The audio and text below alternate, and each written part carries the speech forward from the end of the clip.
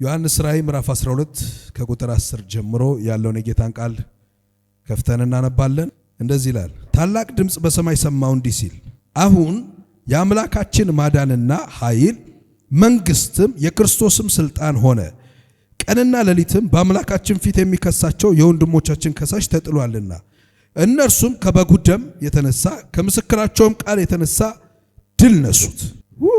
እስቲ ድል ነሱት በሉ። ክብር ለኢየሱስ ይሁን። ድል ነሱት። ድል የነሱበት ምክንያታቸው አለ ሁለት ነው። አንደኛው ከበጉ ደም የተነሳ ነው። ሁለተኛው ከምስክርነታቸው ቃል የተነሳ ነው። የድል መንሳታቸው ምክንያት ሁለት ነው። አንዱ የበጉ ደም ነው። ሁለተኛው የምስክርነታቸው ቃል። ደጋግሜ አንድ ነገር የምናገርበት ምክንያቴ እንድትረሱት ስለማልፈልግ ነው። የመጀመሪያው ለድል ነሽነታቸው ምክንያቱ ምንድነው? የበጉ ደም። እስቲ የበጉ ደም በሉ። ሁለተኛ ምንድነው? ሁለተኛው የምስክርነታቸው ቃል ነው። የመጀመሪያው የበጉ ደም ነው። ሁለተኛው የምስክርነታቸው ቃል። አሁን ዮሐንስ በራእይ እንደዚህ ብሏል። አንድ ድምጽ ከሰማይ ሰምቻለሁ። የሰማሁት ድምጽ እንደዚህ ብሏል። ማዳን መንግስቱ የእርሱ የክርስቶስ ስልጣን ምን ብሏል? አሁን ወደ ምድር መጥቷል። ምንድነው የመጣው አለ? መንግስቱ መጥቷል፣ ኃይሉ መጥቷል፣ ማዳኑ መጥቷል፣ የክርስቶስ ስልጣን መጥቷል። ይሄንን ዮሐንስ በራእይ ሲነግረን ቀድሞ ጌታችን ማቴዎስ ወንጌል ታውቃላችሁ የተጻፈው ለአይሁድ ነው። የሉቃስ ወንጌል የተጻፈው ለቴዎፍሎስ አሕዛብ ነው። ማቴዎስ መንግስተ ሰማይ እያለ ሲጠራልን፣ ሉቃስ የእግዚአብሔር መንግስት እያለ ጽፏል። መንግስተ ሰማይም የእግዚአብሔር መንግስትም ትርጉሙ አንድ አይነት ነው።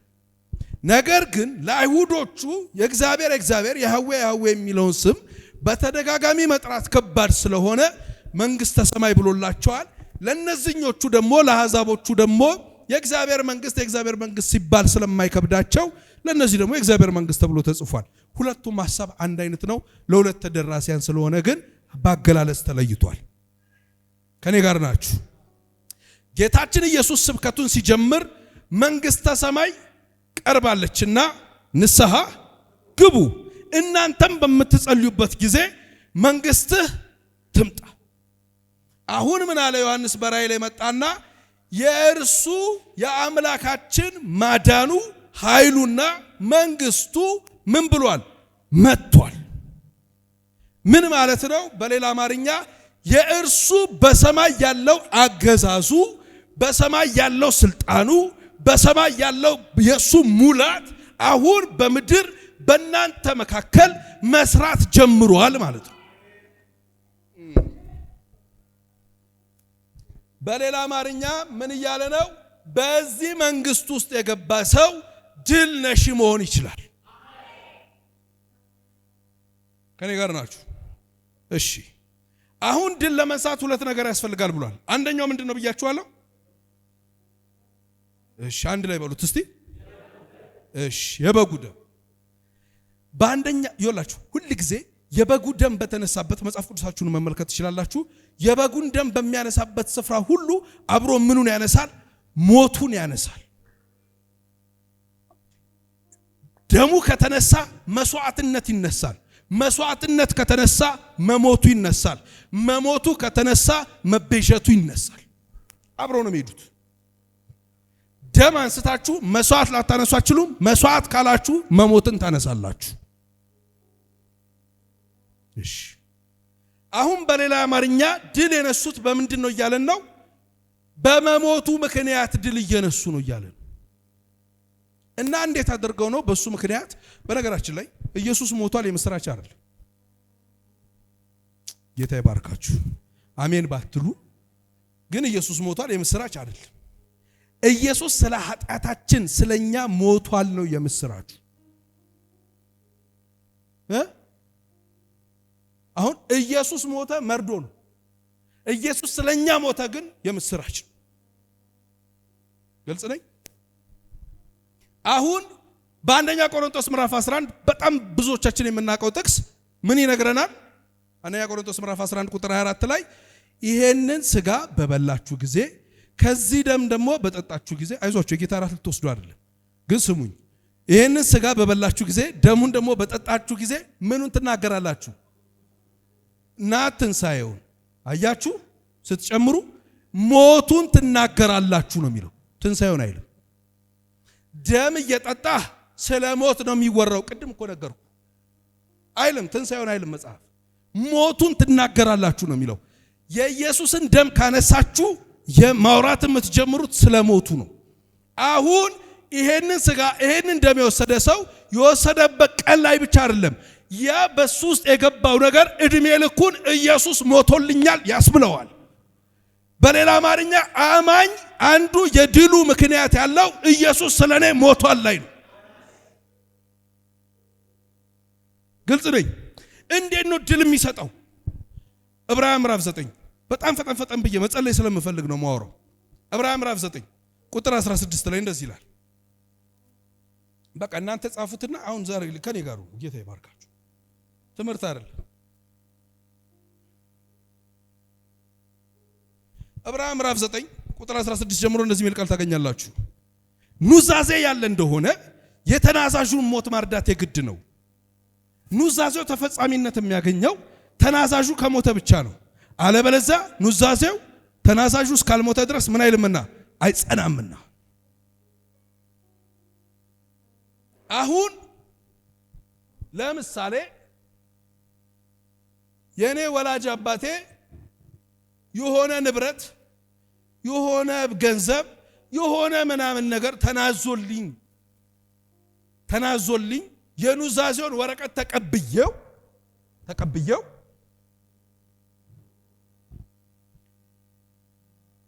ያንን የተቀበልኩት ወረቀት ላይ ያሉትን የኑዛዜ ሀብቶች ሁሉ ለመቀበል እመጠብቀው ምንድነው አልሰማችሁ የአባቴ ሞት አይኑን ነው ማየው እኚህ ሰውዬ ይሄዳሉ አይሄዱ ከባድ ነው አይደል ኑዛዜ ንብረት እጅ ላይ እንዳይገባ ያደርጋል ቁጭ ብለ እምትወደውን ሰውዬ መሄድ እንድጠብቅ ነው የሚያደርግህ ደሞ ጌታ ረድቶት እንደዚህ አይነት ፎስ ፕሮግራም ላይ ከመጣ ደሞ አከተመልህ መውሰድ ነበር ብለ ትኖራለህ ምንም አታመጣ ኑዛዜው ተፈጻሚነት የሚያገኘው የተናዘዘው ሰውዬ መሞት ይፈልጋል አሁን አባቴ ቢሞት አንዳንድ ሰው እኮ ወዶ እንዳይመስል ታውቃለህ አይደል የሰው ነፍስ ሳይወጣ አይታል አንዳንድ ሰው ጋር የሰውየው ገና ነፍሱ ሳይወጣ እኮ የእንትን እህል አለ ምና ይጀምራል ራሱ ሰውየው እንዲህ ይላል መናገርን ያቃተው እንጂ ያያል እኮ ሰውየው እንትኑ አለ እንትን እድሩ ሰማ ይላል ገና እኮ ሰውየው አልሞተም እንትን ቸኩለው ነው ባይዘው ሊደብቁት ኑዛዜ ከባድ ነው የተናዛዡ ሞት ያስናፍቃል እየሰማችሁኝ ነው የተናዛዡ ሞት ያስናፍቃል ኑዛዜውን ግን ይዘ አባቴ ከሞተ በኋላ ኑዛዜ ወረቀትን ይዘ ሄደ መሬት አስተዳደር አባቴ ንብረት ተናዞልኛል ይሄ የኔ ነው ብትን ወሰደው የሚል ሰው ይያለ ፍርድ ቤት ሄዳለ ፍርድ ቤቱ ሄደ ኑዛዜ ላይ ኑዛዜን አምጣ ስትለው መጀመሪያ የሚጠይቅ ተናዛዡ ይታል ይላል ሞቷል ስትል የሞት ሰርተፍኬት አሁን ተጀምሯል አለ አንደሱ ነገር የሞት ሰርተፍኬት ወይ ደግሞ 3 ምስክር ከዛስ ያው ሰማር ሞቱ አምጣበል ስትለው አሁንም አይሰጥም ልጅ ነው ወይ የተናዘዙት ላንተ ነው ወይ ትጣራለህ ዝም ብሎ ኑዛዜ ማፈስ አይቻል ይሄን ሁሉ ፕሮሰስ ከጨረስክ በኋላ የፍርድ ቤቱን ማተም ያለበትን የመብት ወረቀት ከተቀበልክ በኋላ ደረትን ነፍተህ መሬቱ የኔ ነው ገንዘቡ የኔ ነው ምናምኑ የኔ ነው ማለት ትጀምራለህ ግልጽ ነኝ አሁን ጥያቄው ተናዛዥ ሰሞኑን እያሰብኩ ነበር ስትናዘዝ ታውቃለህ እንደ ሀብት መጠን ነው ባሊ ካለ በአንድ አረፍተ ነገር ያልቃል ትንሽ ሀብት ገፋ ካለ ግማሽ ሉክ ትሆናለህ በጣም ከልክ በላይ ሀብታም ከሆንክ 3 ሉክ ነው የምትፈጀው ይሄኛው ተናዛዥ ይሄን አክሎለታል ይሄን የሚያክል የተናዘዘው አንድ ኑዛዜ ልንገራችሁ። ሰላሜን እሰጣችኋለሁ። እኔ የምሰጣችሁ ሰላም ዓለም እንደሚሰጣችሁ ኑዛዜ ነው። ከመሞቱ በፊት ተናግሮታል። ተናዛዡ ሞቷል። እኔ የምሰጣችሁ ሰላም ዓለም እንደሚሰጣችሁ አይደለም። ከዛ በፊት ያንን ሰላም ማንም ጋር አታዩትም ከሱ በቀር። ማርቆስ ምዕራፍ 4 ላይ ከገሊላ ተነስተው ታስታውሳላችሁ፣ ወደ ጌርጌሴኖን እንሻገር ባላቸው ጊዜ እሱ በታንኳ ውስጥ ተኝቶ ከሜዲትራኒያን እየበረረ የሚመጣ ንፋስ የገሊላን ባህር ሲመታው 3 ሜትር ተነሳሉ። ያጠኑቱ 3 ሜትር ቀላል መስሏል። ውሃ ውስጥ መነሳት። እኔ የምኖርበት ምድር ላይ በዓለማችን ላይ ካሉ 7 ወንደሮች አንዱ የሆነ ውሃ ያለበት ቦታ አለ። አባ ጌታን የምትተዋወቀው የዛን ቀን ነው። ጥልቀቱ ራሱ ምን ያህል እንደሆነ አይታወቅም። ምን ያህል አቁ የውሃ ጉልበት ምን እንደሆነ የሚገባ የዛን ቀን 3 ሜትር ወደ ላይ በዛ ውስጥ አለመንቃት። አየህ፣ ሰላሜን እሰጣችኋለሁ የሚለው ቃል የሚገባ በወጀብ መካከል የመተኛት ጉልበት ያገኘ ቀን። ኮርኒስ ነገሩ ያሁኑ ኮርኒስ አይቆጠርም። ድሮ ይቆጠር ነበር ኮርኒስ። አልደረሳችሁበትም አይደል? አልደረሳችሁበትም እናንተ። ሰው እንቅልፍ ሲያጣ ኮርኒስ እየቆጠርኩ አደርኩ ይል ነበር ድሮ አይደል? ይሄኛው ሰላም በተከበበ ከተማ መካከል የእግዚአብሔር ምሕረት ገኖልህ እንድተኛ ያረጋል። እየሰማችሁኝ ነው? እንድተኛ ያረጋል። ምን ማለት መሰለህ? ኑዛዜውን ሲጨርስ ታውቃለህ፣ ቀስቅሰውትም ተነስቶ ዝም በል እናንተ አታምኑ። ጉዳዩ አይደለም ወጀቡ። ጉዳዩ ስለቀደም ስለሱ አላወራ። ሰላሜን እሰጣችኋለሁ ማለት አንዱ ኑዛዜ ነው። እባብና ጊንጡን ተረግጥ ዘንድ በጠላት ኃይል ሁሉ ላይ ስልጣንን ሰጥቻለሁ ኑዛዜ ነው። በአንተ ላይ የሚሰራ መሳሪያ ይከናወንለትም ኑዛዜ ነው። በማዕበልና በወጀብ መካከል መንገድ እሰጥሃለሁ ኑዛዜ ነው። አረ ስንቱን ልጥራለህ? የኑዛዜው ማለት ብዙ ነው። ግባና አንተ አንብበው። በጣም ብዙ ኑዛዜ አለ። በቀኝ ሺህ በግራ 10 ሺህ ጥልልሃለሁ ኑዛዜ ነው። በሞት ጥላ መካከል እንኳን ብትሄድ ክፉን አትፈራም ኑዛዜ ነው። በእኔ ተማምናል አስጥልሃለሁ ኑዛዜ ነው። ጽዋህ ሞልቶ ይተርፋል ኑዛዜ ነው። ይሄ ሁሉ ተናዛዡ ከመሞቱ በፊት የተናገረው። ይሄንን የሚቀበለው ሰውዬ ማን ነው አለ? ሞቶልኛል ያለ ብቻ። ሞቶልኛል ያለ ሰው ብቻ ይሄን ኑዛዜ ይቀበለዋል። ኑዛዜውን መቀበል የሚፈልግ ሰው ይጩህና ኢየሱስ ስለኔ ሞቷል ብሎ ይጩህ። እስቲ ባካችሁ ጩህና በሉት፣ ኢየሱስ ስለኔ ሞቷል በሉ እስቲ። ኑዛዜን ይቀበላል። ኢየሱስ ለሱ እንደሞተለት የተቀበለ አንድ ሰው ምን እንዳደረገ ታውቃለህ?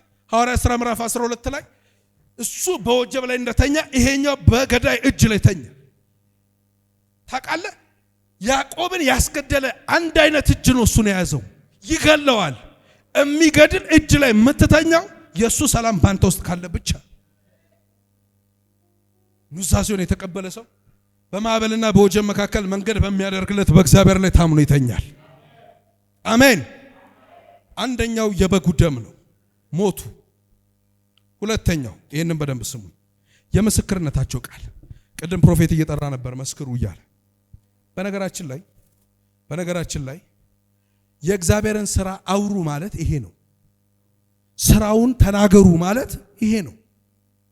እግዚአብሔር ሲያደርግላችሁ ዝም ብላችሁ ቁጭ አትበሉ፣ ተናገሩ። አሜን። እኔ እኮ ነገሩ ከመሆኑ በፊት የነበረውን እንባ እኮ እንረሳዋለን። ነገሩ ከሆነ በኋላ እኮ መንቀባረራችን። ጌታ ምሕረቱን ያብዛል። ግዴል እቺን አሜን በሏት። አሜን ነው። እዚህ ዮሐንስ ራእይ ላይ የተጠቀሰው የምስክርነታቸው ቃል የሚለው ቀጥታ ሄዶ የሚፈታው በሮሜ ምዕራፍ 10 ነው። ሮሜ ምዕራፍ 10 ላይ ኢየሱስ ጌታ እንደሆነ ባፍህ ብትመሰክር። ስለዚህ የመሰከርነታቸው ቃል ምንድነው ካላችሁኝ ኢየሱስ ጌታ ነው። እስቲ በሉት። አንተ ድሮ እኮ ምን ሰደበው በዚህ ነበር ጴንጤ ስንሆን ሰፈር ውስጥ ራሱ ሳምባዲ እኮ ስታልፍ ኢየሱስ ጌታ ነው ይላል። ይሄ እኮ የኛ ክብራችን ነው። ጩና በለው እንጂ ድገሙና በሉት እስቲ ይልመድባችሁ። በየመንገዱ ሁሉ በሉት እስቲ ድገሙት። ኢየሱስ ጌታ ነው። እሺ ይሄንንም በደንብ ስሙ። የምንመሰክረው ኢየሱስ ጌታ ነው ብለን ነው። ኢየሱስ ጌታ ነው ብለን ነው። አሁን በደንብ ስሙኝ። ኢየሱስ ጌታ ነው ብለን ስንመሰክር ማለት በሌላ አማርኛ ታስተውሳላችሁ። ዮሐንስ ወንጌል ምዕራፍ 4 ላይ ያለችው ሴት ምን እንዳለች? ጌታዬ መቅጃ የለህም ስትለው ትዝ ይላችኋል? ጌታዬ መቅጃ የለህም። ያ ጌታዬ አንድ የተከበረ ሰውዬ መጥሪያ ነው። ይሄኛው ኢየሱስ ጌታ ነው ማለት ግን አዶናይ ነው ማለት ነው።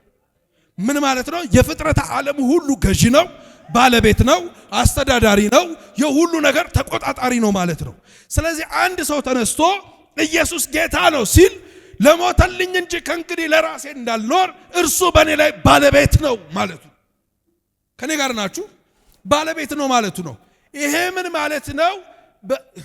አበሻ እንኳን ሲተርት ምን ይላል? በጌታዋ የተማመነች በግ እንዴ በተረትም አልሆናችሁ እኮ እንዴት ነው ነገሩ? ላቷን ውጪ ታሳድራለች። ነገር ፍለጋ እኮ ነው፣ ናንካው እኮ ነው። ጌታ ላይ ስትተማመን፣ ጌታ ላይ ስትደገፍ ሞት ወደ ህይወት እንዳይመጣ ሳይሆን በሞት ጥላ መካከል ወርደ ወክ ማረክ ትጀምራለህ።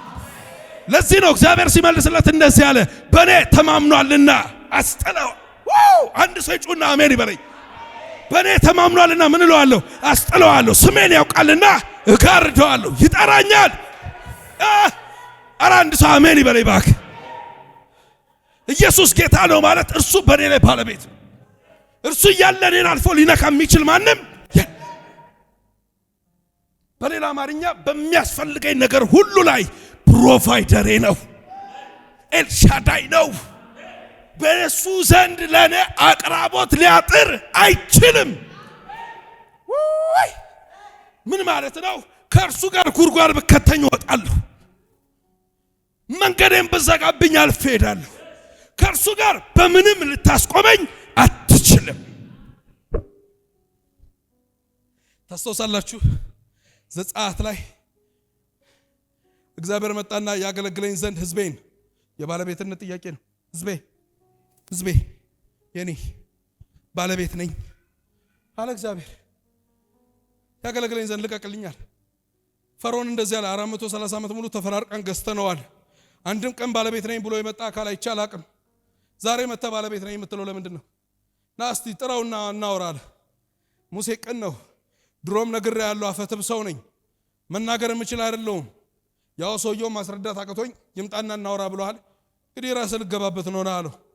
ሙሴ አለው እኔ መጣው ማለት እንኳን ፈርዖን አንተ አትኖር፣ ሰማይና ምድር ትሸከመኝ ዘንድ አትችልም። በእኔ ላይ ተደግፋ የምትኖር ፍጥረት መካከል መጥቼ ልቀመጥ አልችልም። አታስብ ግን ፈርዖን ያናግረኝ ላለው ጥያቄ እኔ ንግግሬን እጀምራለሁ። እማናገረው ዝንብ ልኬ ነው፣ እማናገረው እንቁራሪት ልኬ ነው፣ እማናገረው ትናንሽ ነገር ልኬ ነው፣ እማናገረው ውሃውን ወደ ደም እየቀየርኩ ነው። በማናገረው መንገድ አናግረዋለሁ። የፈርዖን ትልቅነት ላንተ እንጂ ለኔ አይደለም። ለኔ ፈርዖን ምንም ነው። ፈርዖንን እማናገረው በዝንብ ነው። ፈርዖን ዝንብ ምን ማለት እንደሆነ ታውቃለህ? በፍሊት የማይወጣ ዝንብ፣ በጸሎት ብቻ የሚወጣ ዝንብ በቤቱ ከተለታለሁ። የዛን ሰዓት ላይ እኔ ባለቤትህ ማን እንደሆንኩ ያውቃል። የምትፈራው የምትከበረውም ከባለቤትህ የተነሳ እንጂ ካንተ ማንነት የተነሳ እንዳይመስልህ። ማንም ቢቀበልህ የሚቀበልህ በባለቤትህ ምክንያት ነው። ማንም ቢወድህ የሚወድህ በባለቤትህ ምክንያት ነው። ማንም ቢፈራ የሚፈራ በባለቤትህ ምክንያት ነው። ተነሳና እንደዚህ ያለ ፈርዖን ውጡልኝ አለ። ይሄንን ዝንባችሁን ብቻ ይዛችሁልኝ ሂዱ ከዚህ ያለ ውጡልኝ ይላል። ይሄንን ቁራሪታችሁን ሰዱልኝ ይላል። ተመለሱ ይላል መልሶ። በስተመጨረሻ እግዚአብሔር እንደዚህ ያለ ጩና እስቲ አሜን በሉ። የኔ አምላክ ይሄ ነው በሉ እስቲ። የኔ እግዚአብሔር ይሄ ነው በሉ እስቲ። የመጽሐፍ ቅዱሱ እግዚአብሔር ይሄ ነው በሉ እስቲ።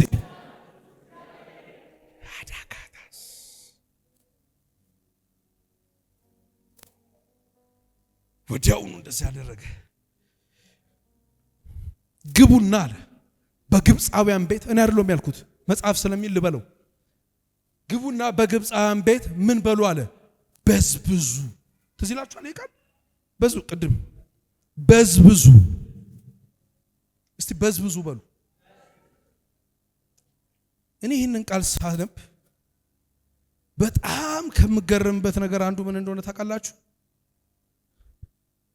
ታውቃላችሁ የሚገርመኝ 430 ዓመት ሙሉ የተገባቸውን ደሞዝ ተቀብለው አያውቁ 430 ዓመት ሙሉ ዘሮቻቸው ሁሉ ያልተከፈላቸው ደሞዝ አለ ደሞዜን የሚከፍለኝ ወሮታዬ የሚለው መዝሙር መዘመር አለባው የዘሮቻቸውን ደሞዝ ሁሉ ሰብስቦ ለነዚህኞቹ ከፈላቸው ሰብስበው ወጡ ያንገታቸውን የጣታቸውን የግራቸውን አንባር ሁሉ እያወለቁ ሰጧቸው ሰብስበው የወርቅ ማት ወጡ አንተ የሰበሰቡት ወርቅ እኮ ሲከማች ጥጃን ያከለው የትኛውም መንግስት መካከል ያፕን አርጎ ያቅ ባለቤት ያለው ጋር ብቻ ሰብስበው ይዘው መውጣት ጀመሩ ደም በመቃን ይቀባልኝ አለ ቀቡለት እርሾ የሌለበት ቂጣ ተደረገ ፋሲካቸውን አከበሩ ወጡ ወዲያውኑ ፈርዖን እንደዚህ አለ ውጡልኝ አለ እንዳትረሱ ሰውየው ወደ አይምሮ ይመለሳል ተመለሱ ማለቱ አይቀርም ውጡልኝ አለ ተሰብስበው እየዘመሩ ይላል ትዝ ይላችኋል አይደል ህዝቡ ሁሉ ግር ብሎ ወጣ ግር ብለው ሲወጡ ፈርዖን የመጀመሪያ ልጁን ሲቀበር የፈርዖን እህት የመጀመሪያ ልጇን ስትቀበር አክስቱ የመጀመሪያ ልጇን ስትቀበር አጎቱ የመጀመሪያ ልጁን ሲቀበር ወንድሙ የመጀመሪያ ልጁን ሲቀበር የመቶ አለቃው የመጀመሪያ ልጅ ሲቀባበሩ ሲጠራሩ ንፍሮ ሲበሉ ካርታ ሲጫወቱ እነዛኞቹ ቀይ ባህር ደረሱ ይሄን የመሰለ አምላክ ካሰላ ካልኩሌት ካደረገ ባንተ ጉዳይ ማንም የማያሸንፈው ጌታ ቀይ ባህር አደረሳቸው ቀይ ባህር ጋር ቆመው ከፊት ለፊት ሆኖ ሌሊት ላይ በእሳት አምድ ቀን ላይ በደመና እየመራቸው ጉዟቸውን ቀጠሉ ይላል ባለቤት አላቸው እኔ ከእግዚአብሔር ባህሪ በጣም ከሚባርከኝ ባህሪው አንዱ በፈለገበት ሳመቶ የፈለገውን ብሎ የፈለገውን አድርጎ የሚሄደው ነገር እንዴት እኮ እንደሚመቸኝ የባህሪው ደስ አያስፈቅድህም በአንተ ህይወት ውስጥ ባለቤት ካረከው ገልብጦል ቁጭ ነው የሚያደርገው ህይወትን አንተ ብቻ ፈቃድ ስጠው ጌታነህ ብቻ በለው ምን እንደሚያደርግ በህይወት ላይ አጣቅ ከርብቶል ነው የሚቀ አስበው ታቁም ከፈርዖን እጅ መውጣት አልመው ታቁም ራሱ ህልሙን ሌለ መሃላቸው ተሰብስበው እየዘመሩ እየሄዱ እያለ ሕያዋን ሳለን ጠላቶቻችን በዋጡን ነበር አይደለም ይለው እነሱ እየዘመርክ ማለት እኮ ነው እየዘመርክ ሊውጥህ ማለት ነው እየሄዱ ምንም የሚያውቁት የለም የተመረጡ 600 ሰረገለኞች ላከባቸው ይላል እየበረሩ መጡ እውነትም የተመረጡ ናቸው እነዚህ ተሯርጦ መጡ ደርሰውባቸው ምን እንዳደረጉ ታስታውሳላችሁ ምንም የሚያውቁት ነገር የለም እነሱ ይዘምራሉ ቀይ ባህር ጋር ደርሰዋል ያመልካሉ ምን እንደተፈጠረ የሚያውቁት ነገር የለም ከፊት ለፊት ሲመራቸው የነበረው ደመና ይላል 14 ላይ ብድግ ብሎ ከኋላ ገባ ይላል እነሱ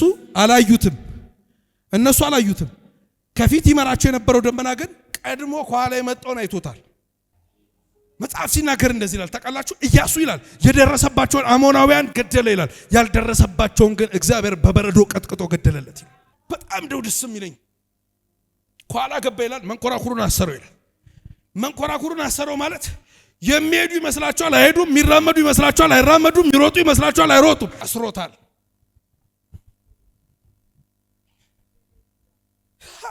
ባለቤት ያለው አይችልም በተለይ ደግሞ በዚህ ዘመን ታውቃለህ ዲያብሎስ ምን ማለት እንደሆነ ትርጉሙ ምን ማለት እንደሆነ ታውቃለህ ፎልስ አኪዩዘር ማለት ነው ማለትም ስም አጥፊ ማለት ነው በዚህ ዘመን እንደሱ ይሰራል በየሚዲያው በየመንገዱ በየምናምን በየካፌው በየምናምን እሱ ነው የሚሰራው እኔ በህይወቴ የማያስደነግጠኝ ነገር ቢኖር ወሬ ነው። ስለሆነ ነገር ተሰብስበ እያወራ ወጥቼ ስለ ኢየሱስ ላወራ ይችላል። ኮሽ ባለበት ሁሉ አልደነብርም።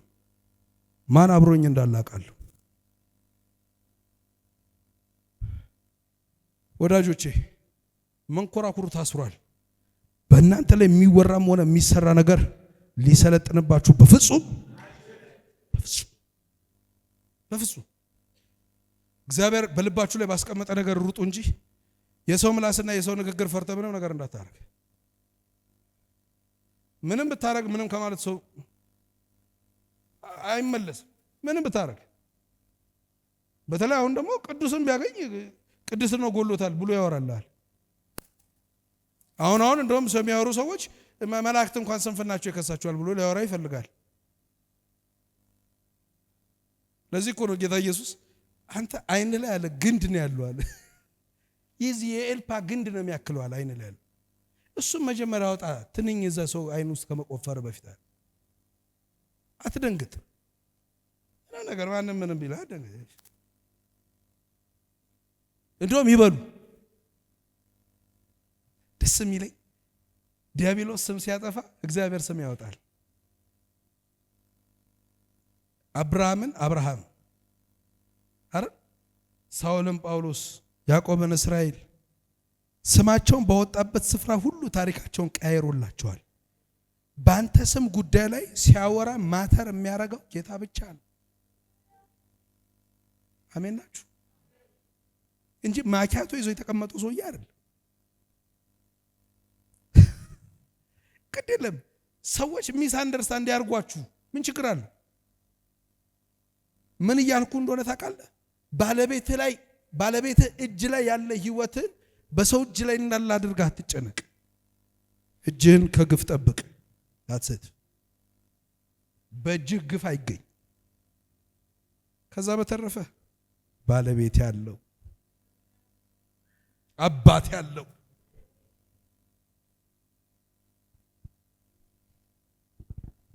ህዝቡ ሁሉ በደረቅ ምድር ከተሻገረ በኋላ ለቀቃቸው። እነዛን አንዳንዴ ቤት በኩል እንደሚጥላቸው አታውቅም።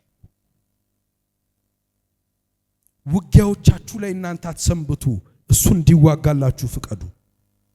አሜን ናችሁ። ፈረስ ለጦርነት ይዘጋጃል፣ ድል ግን እነዛ በፈረሶቻቸው እነዚህ በሰረገሎቻቸው ብዛት ይታመናሉ። እኛ ግን በአምላካችን በእግዚአብሔር ስም ከፍ ከፍ እንላለን። እውነቴን ነው የምላችሁ። በእግዚአብሔር ስም ከፍ ትላላችሁ። በእግዚአብሔር ስም ከፍ ትላላችሁ። ባለቤት እንዳለው ሰው ኑሩ። ጌታ እንዳለው ሰው ኑሩ። በእናንተ ህይወት ውስጥ እንዲሰራ ፍቀዱለት። እንደ መልእክተኛ ነው የምነግራችሁ። ይሄንን የመሰለ አትሞስፌር ውስጥ እየኖራችሁ፣ ይሄንን የመሰለ እግዚአብሔር መገኘት ውስጥ እየኖራችሁ ባለቤት እንደሌለው ሰው አትመላለሱ። ታስታውሳላችሁ ጌታ ኢየሱስ ጋር አንድ ሰው አመጡ፣ እጁ የሰለለች ሰው። በሰንበት ይፈውሷል አይፈውሱ? እኔ እንደው መንግስተ ሰማያት ላናገኛቸው እንችላለን እንጂ ባገኛቸው በጠይቃቸው ደስ የሚሉኝ ሰዎች ባይዘው ከነ ጳውሎስ በላይ እነዚህ ናቸው። ይፈውሷል አይፈውሱ? ቼክ አድርገው ነው ያመጡት እኮ። አይሰራም እጁ ሰውዬው። አምጥተውት ኃጢአት ተሰረች እጅ ተፈወሰች ዘርጋው ሲለው ተዋርጎ ዘረጋው። እንዲህ ሲል ሰውዬው አብረህ አትሄድም ማለት ቼክ አድርገህ ሽባ እንደሆነ ቼክ አድርገህ እጁን ሳይጭምን ሳይል እዛው ተዋርጎ ሲዘረጋብህ አያስደነግጥም? ሰላም ናችሁ? አያስደነግጥም? በጣም እኮ ነው የሚያስደነግጠው። በሰንበት አሉ እዛው ደስ ነው የሚሉኝ እኔ። በሰንበት እንዴት ትፈውሳለህ? እኔ ሰውዬው እዛ ቆሞ አይቀየማቸውም? ያመጡት ሰውዬ ማለት አይልም? ቅር ብሏቸው ነው ጋሽ እንትና በኔም በፈውስ ምናምን እኮ የሚል ይመስለኛል። እንዴት አሉት። እስቲ አንድ ጥያቄ ልጠይቃችሁ አለ ጌታ ኢየሱስ። ከእናንተ መካከል አህያው ወይ በጉ በሰንበት ቀን ጉድጓድ ቢገባበት፣ ዛሬ ሰንበት ነው ነገ እመጣለሁ ብሎ የሚሄድ ማን ነው አለ።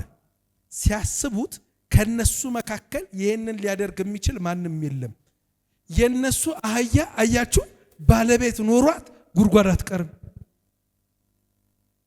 በሌላ አማርኛ ባለቤት ያለው ሰው ጉድጓድ አይቀርም። ይህ እኮ የአብርሃም ዘር ነው። በመልኬ ነው የፈጠርኩት የኔ ነው አላቸው። በሱ ላይ ባለቤት ነኝ። አንድ ለምጻም ሰው መጣና ጌታ ኢየሱስን ብትፈቅድ እኮ ልታነጻኝ ትችላለህ አለው። አየ ኢየሱስ የሚጠየቀው የፍቃድ እንጂ ያቅም አይደለም አይደል? ያቅም ጥያቄ አልጠየቀውም፣ የፍቃድ ነው የጠየቀው። በጣም ገረመኝ ዛሬ ጠዋት። ትችላለህ አለውና ምን እንዳለ ታውቃላችሁ? ለምጻም ነው ይላል። እኔ ራሱ ከተማ ገብቶ ኢየሱስን እንዴት እንዳገኘው መድኃኒዓለም ይወቅ።